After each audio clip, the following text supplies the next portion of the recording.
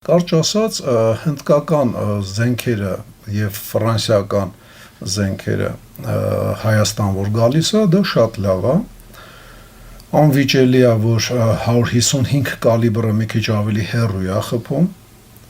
մի քիչ ավելի ճշգրիտ է, քան սովետական նույն մստաները։ Ապրեն այդ բնականային չեն լսել, ինքնուրույն են հասել դրան, ապրեն նման միտք ունեցողները,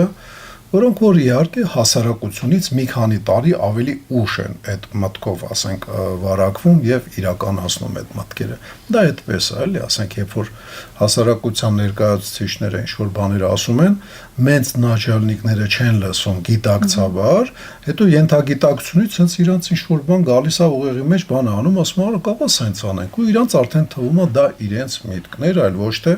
ժողովրդի հավաքական ուղեղի աշխատանքի արդյունքը։